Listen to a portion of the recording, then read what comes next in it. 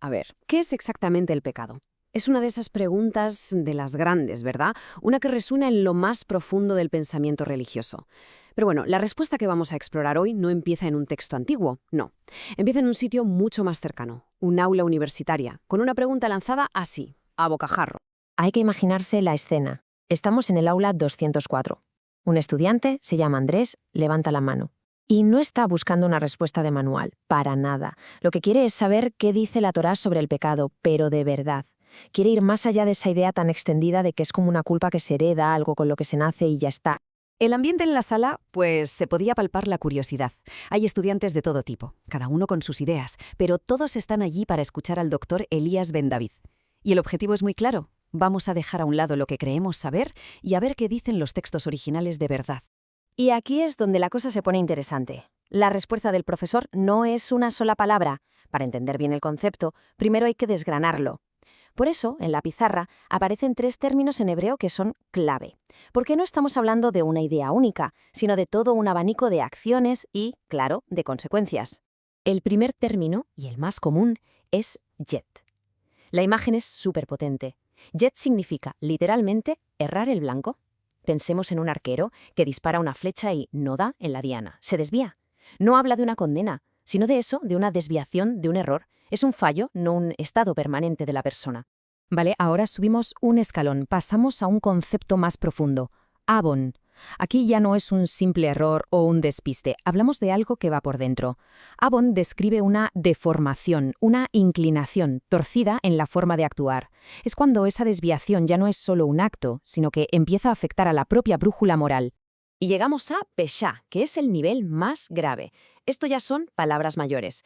Hablamos de una rebelión consciente, totalmente deliberada. No es un error ni una tendencia, es un acto de desafío frontal a la voluntad divina, o sea, una ruptura intencionada de la relación. Estas 3 capas son la base para entender todo lo que viene ahora. Justo en este punto, otro estudiante interviene, y su pregunta le da un giro de 180 grados a la conversación. Nos lleva de definir el problema a tocar uno de los pilares de toda esta perspectiva teológica. Es que el contraste es brutal. A un lado, esa idea de la culpa heredada, ¿no? Como una mochila que nos ponen al nacer y de la que no nos podemos librar. Y al otro lado, la perspectiva del Tanaj, que pone todo el peso en la responsabilidad de cada uno. O sea, cada persona es dueña y señora de sus actos. El profesor abrió el libro del profeta Ezequiel y leyó estas palabras. Se hizo un silencio total en el aula. Y es que el mensaje es potentísimo. La justicia divina, según este texto, no es colectiva, no se hereda. La responsabilidad no se puede transferir. Y claro, este principio lo cambia absolutamente todo. Claro, si la responsabilidad es individual, ¿significa que estamos solos con nuestros errores? Pues la respuesta es un no rotundo. La Torá y los profetas presentan una solución, un camino de vuelta que no depende de nadie más, sino de una acción personal y muy, muy profunda. La pregunta de otra estudiante, Mariela, viene que ni pintada. Sirve de puente perfecto. Si el modelo no es el de la condena hereditaria, ¿cuál es el mecanismo para arreglar las cosas? La respuesta es una sola palabra, pero una de las más potentes de todo el pensamiento judío. Y esa palabra es teshuva. Pero ojo, la traducción más habitual, arrepentimiento, se queda muy corta, cortísima. Su significado literal es retorno, volver. No se trata solo de sentirse mal por algo, es un proceso activo de transformación, de dar media vuelta y regresar al camino correcto, de volver al eterno. Es un viaje, no solo un sentimiento. Y los profetas insisten muchísimo en esta idea. Las palabras de Isaías son clarísimas. El camino es abandonar la mala conducta y volverse, hacer teshuva. Y la misericordia está ligada directamente a ese acto de retorno. No hay nada más eficaz que este regreso sincero. Pero a ver, ¿cómo es ese retorno en la práctica? No es algo abstracto. Grandes sabios como el Rambam, Maimónides, lo analizaron y lo desglosaron en un proceso muy claro, muy tangible. Vamos a ver cómo se construye este camino hacia la plenitud. Aquí están los 5 pasos para lo que se llama una teshuvá completa. Primero, reconocer el error, ser consciente. Segundo, arrepentirse de verdad, que te duela. Tercero, confesar, pero no ante otra persona, sino directamente ante el Eterno. Cuarto, y esto es crucial, abandonar esa conducta. Y el quinto es la prueba de fuego. Si te vuelves a encontrar en la misma situación, actuar bien. Esa es la verdadera transformación.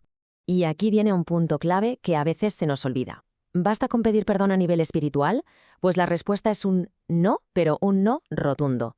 La Torá exige que ese retorno se vea en el mundo real. Y eso significa reparar el daño, restituir a la víctima y un cambio de conducta que se pueda ver. La justicia terrenal y la espiritual van de la mano. Y todo este proceso de retorno, que es personal, pero también comunitario, tiene su momento cumbre en el calendario. Hay un día dedicado por completo a este propósito. Ese día, claro, es Yom Kippur, el día de la expiación o del perdón. Es el día más sagrado del calendario judío, un momento de introspección y de reconciliación, pero, y esto es importantísimo, su poder no es automático. El punto crucial es este. El ritual de Yom Kippur no es un acto de magia. Solo funciona, solo es efectivo, si la persona ha hecho el trabajo interno de la teshuvá. Sin un retorno sincero y un esfuerzo real por reparar el daño, el rito se queda vacío.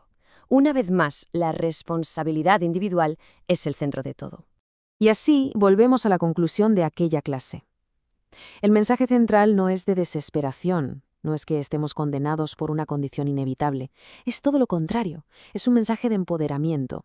Enseña que somos responsables, que tenemos en nuestra mano la capacidad de corregir el rumbo y que la puerta de la misericordia está siempre abierta a través de ese retorno sincero. La clase terminó, sí, pero la reflexión queda en el aire. Si el perdón no es algo que se recibe sin más, sin un viaje de retorno que se emprende activamente, la pregunta final es para cada cual. ¿Dónde y cuándo empieza ese viaje?